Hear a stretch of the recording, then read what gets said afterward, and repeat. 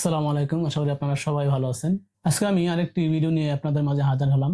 তার আগে আমি একটি কথা বলে নিই, যদি আপনাদের কারো ইমার্জেন্সি ফোন কেনার দরকার না হয়ে থাকে তাহলে এই মুহূর্তে আপনাদের ফোন না কেনাই ভালো। কারণ এখন ফোনের বাজারের যে পরিস্থিতি, আমার মনে হয় না এই মুহূর্তে শুধু শো অফ করার জন্য অথবা ফোন কেনার জন্য ফোন কেনা উচিত। যাদের খুব দরকার তারাই শুধু ফোন কিনতে পারে। যে কারণটা পরে ব্যাখ্যা করতেছি।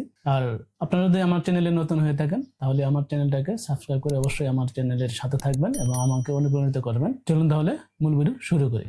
আজকে যে ফোনটি নিয়ে কথা বলো তা হলো ইনফিনিক্সের একটি অফিসিয়াল ফোন, ইনফিনিক্স হট 70 সিরিজের একটি ফোন, যেটি কিছুদিন আগে লঞ্চ হয়েছিল দুইটা ভেরিয়েন্টে, 4128 এবং 6128, এবং এখনো কিন্তু 8128 ভেরিয়েন্টটা লঞ্চ হয়ে গেছে।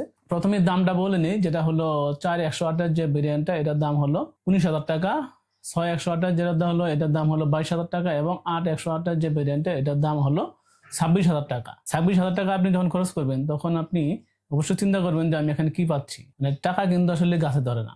এই জিনিসগুলো চিন্তা করে আমাদেরকে অবশ্যই ফোন কেনা উচিত। আর এখন ফোনের যে বাজার, আমি যেটা বলছি যে যদি ফোন কেনার নিতান্তই প্রয়োজন না হয় তাহলে আপনারা ফোন কিনেন না। এবার আসি মূল ভিডিওতে। ইনফিনিক্স কিন্তু এই ফোনটাকে তার ডিজাইনের দিকে বেশি খেয়াল করেছে। যেমন আইফোনে যেমন দেখেন কমলা কালার বের করে শুধু কমলার বিজ্ঞাপন, শুধু কমলার বিজ্ঞাপন।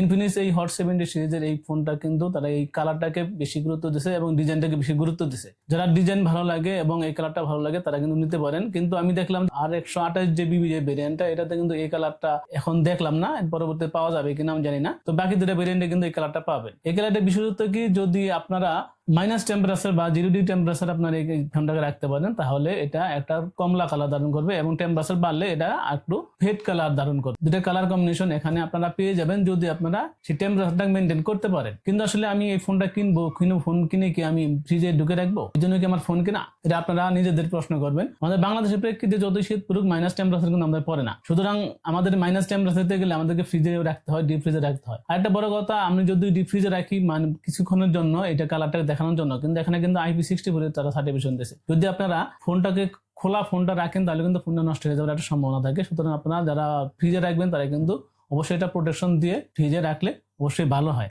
এই ছিল ডিজাইন। বাকি যে কালারগুলা ইনফিনিক্স লঞ্চ করেছে এই কালারগুলা কিন্তু এই সুবিধা আপনারা পাবেন না। তাহলে বাকি কালারগুলা কি দোষ করলো? সুতরাং যারা এই ডিজাইনের জন্য বা এই কালারের জন্য ফোন কিনবেন তারা, আমার মনে হয় না এই কালারের জন্য বিশেষত্ব খুব একটা আছে। যারা কিনবেন তারা অবশ্যই আপনারা নিজের পার্সোনাল দায়িত্বে কিনতে পারেন, কোনো সমস্যা নাই। আর এই ফোনটা কিন্তু 7.49 মিলিমিটার একটা থিকনেসের একটা ফোন, এটা কিন্তু স্লিম ফোন। এই স্লিম ফোনে তারা 6000 মিলি অ্যাম্পিয়ার ব্যাটারি দিয়েছে, এটা কিন্তু অবশ্যই ভালো দিক। 6000 মিলি অ্যাম্পিয়ার ব্যাটারি তারা আপনারা কিন্তু ব্যাটারি ব্যাকআপটা আপনারা ভালো পাবেন। আর এইটা ডিজাইন যেহেতু বললাম, এটা ডিজাইন এটা কিন্তু একটা মেটালের মতো দেখা গেল, চারপাশে অ্যালুমিনিয়াম মধ্যে দেখা গেল, এটা কিন্তু অ্যালুমিনিয়াম না, এটা কিন্তু একটা প্লাস্টিক বিল্ডের ফোন। তারা ব্যাকেও কিন্তু প্লাস্টিক ইউজ করছে, আর এখানে মিলিটারি গ্রেডের প্রোটেকশন ইউজ করছে। সুতরাং যারা পড়ে যায় বা এর থেকে একটু রক্ষা করবে, তবে আমার মনে হয় এটা প্রোটেকশন ইউজ করা উচিত। এবার আসে এর হার্ডওয়্যারে। কারণ ফোনের প্রাণ কিন্তু এর হার্ডওয়্যার। কারণ যতই ফোন দেখতে সুন্দর হোক, আপনি যদি ফোন চালাইতে গেলে যদি আপনি স্লো হয়ে যায়, হ্যাং হয়ে যায়, তাহলে কিন্তু আপনি ফোন চালিয়ে মজা পাবেন না। এখানে কিন্তু তারা মিডিয়াটেকের হেলিও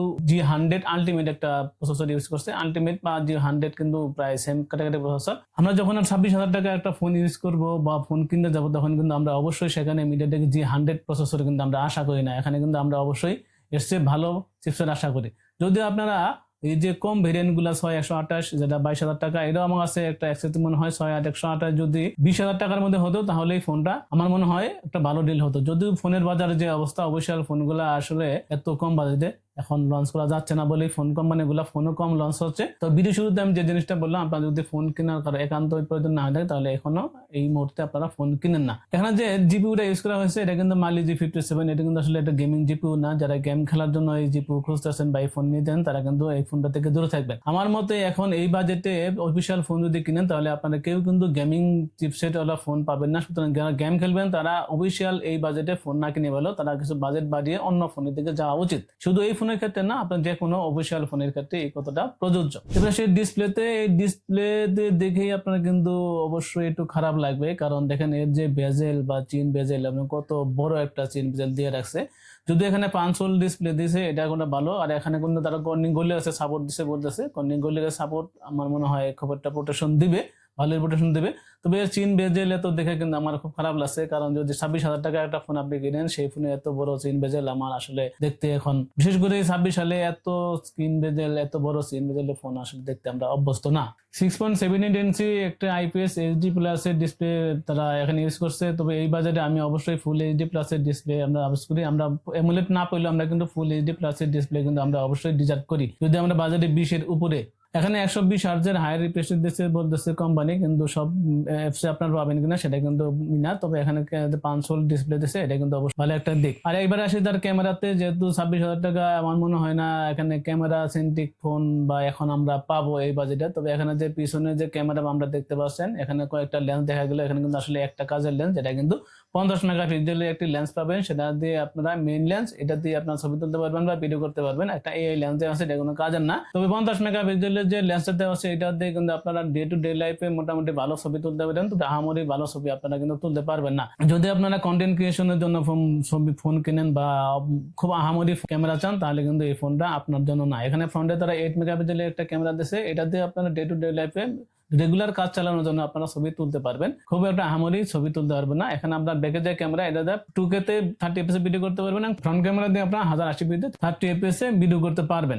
এইটা কিন্তু যেটা বললাম, এটা কিন্তু 3টা ভেরিয়েন্ট এখন পাবেন, 8 128, 6 128, 4 128। এই 3টা ভেরিয়েন্ট আপনারা পাবেন, যার যেটা ভালো লাগে আপনারা কিনতে পারবেন। যদি আপনার বাজেট বেশি হয়, আমি বলবো যে আপনারা 8 128 ভেরিয়েন্টে নেন। যদিও 8 128 ভেরিয়েন্টের সাথে এই যে আদার স্পেসিফিকেশন কিন্তু যায় না, তবু আপনাদের ইচ্ছা। আর এই ফোনটির ওজন কিন্তু 195 গ্রাম। 195 গ্রাম ওজন মোটামুটি হাতে নিলে কিন্তু একটা বেশি ওজন না, এখন হাতে নিলে একটা ওয়েট ডিস্ট্রিবিউশনটা কিন্তু আমার মনে হয় ভালোই আছে। তবে আপনারা সিঙ্গেল হ্যান্ডে ইউজ করতে পারেন মোটামুটি। তবে একটু চওড়া ফোন, আপনারা যাদের ছোট হাত তারা একটু প্যারা খাবেন, তবে যাদের বড় হাত তারা কিন্তু সিঙ্গেল হ্যান্ডে ইজিলি ইউজ করতে পারবেন। এবার আসি এর ব্যাটারি। এখানে থিকনেস কম হওয়াতেও এখানে কিন্তু তারা 6000 mAh একটা বড় ব্যাটারি ইউজ করছে, যেটা লিথিয়াম আয়ন বা সিলিকন আয়ন ব্যাটারি। এই ব্যাটারি দিয়ে আপনারা মোটামুটি সিঙ্গেল ইউজে বা সাধারণ ইউজে কিন্তু আপনারা 2 দিনের মতো ব্যাটারি ব্যাকআপ পেয়ে যাবেন। এটাকে চার্জ করার জন্য তারা 45 ওয়াটের একটা ফাস্ট চার্জার ইউজ করছে, যেটা কিন্তু ভালো। আমার মনে হয় এই বাজেটে এই ইনফিনিক্স এই জিনিসটা ভালো করছে, 45 ওয়াটের ফাস্ট চার্জার। এই 45 ওয়াটের চার্জার দিয়ে ব্যাটারিকে চার্জ করতে আপনারা 1.5 ঘন্টা থেকে 2 ঘন্টা সময় লেগে যাবে। তবে আপনারা ব্যাকআপ কিন্তু মোটামুটি ভালো হবেন। তবে এর যে সাইজ 6000 মতো বা 5500 মতো আপনারা ব্যাকআপ পাবেন। যদি নর্মালি ইউজ করেন তাহলে আপনারা 1.5 দিন থেকে 2 দিন আপনারা ইউজ করতে পারবেন। আর এখানে যে IP রেটিংটা দেওয়া আছে, যেটা আমি ভিডিও শুরুতে বলছি, এটা কিন্তু অবশ্যই একটু কম আমার মনে হয়। এখানে যেহেতু 69 বা 68 69 আলটিমেট চলে আসে, এখানে কিন্তু 64 একটা দুধবাদ বলা চলে। এখানে কিন্তু IP রেটিংটা আরো বাড়ালে আমার মনে হয় যে কালার চেঞ্জিং বিষয়টা আছে, এটা অবশ্যই অনেকে ফিল করতে পারতো আর কি, উপভোগ করতে পারতো আর কি। আর এখানে যে সিম দেওয়া আছে, এখানে কিন্তু 2টা সিম নানো সিম ইউজ করতে পারবেন। তবে NFC পেয়ে যাচ্ছেন আপনারা, কিন্তু নয়েজ ক্যান্সেলেশন মোডটা আপনারা পাচ্ছেন না। তবে এখানে এর মাধ্যমে কিছু নয়েজ ক্যান্সেলেশন ভাইব আপনারা এই ফোন দিয়ে পাবেন আর কি। তবে আদার যে কানেক্টিভিটি যেমন ব্লুটুথ বা NFC, এই জিনিসগুলো কিন্তু আপনারা পেয়ে যাচ্ছেন। তো একটা খারাপ দিক হলো এই ফোনটা আপনারা সাইড মাউন্টেড ফিঙ্গারপ্রিন্ট পেয়ে যাচ্ছেন, এখানে কিন্তু ইন ডিসপ্লে ফিঙ্গারপ্রিন্ট পাচ্ছেন না, যেহেতু IPS display. In display fingerprint আপনারা পাচ্ছেন না, সাইড মাউন্টেড ফিঙ্গারপ্রিন্ট আপনারা পেয়ে যাচ্ছেন। তবে এই 27,000 টাকা বা 26,000 টাকা ফোন কিনে আমি যদি সাইড মাউন্টেড ফিঙ্গারপ্রিন্ট ইউজ করি, এটা কিন্তু আমরা আসলে হতাশাজনক মনে হয় আমার কাছে। আপনাদের কার কাছে কি মনে হয়, এটা অবশ্যই কমেন্ট করে কমেন্ট বক্সে জানাবেন। এই ফোনটা আপনাদের কার কাছে কেমন লাগছে অবশ্যই কমেন্ট করে কমেন্ট বক্সে জানাবেন। এই ছিল আজকের ভিডিও। দেখা হবে পরবর্তী কোনো ভিডিওতে। সে পর্যন্ত ভালো থাকবেন। আল্লাহ হাফেজ।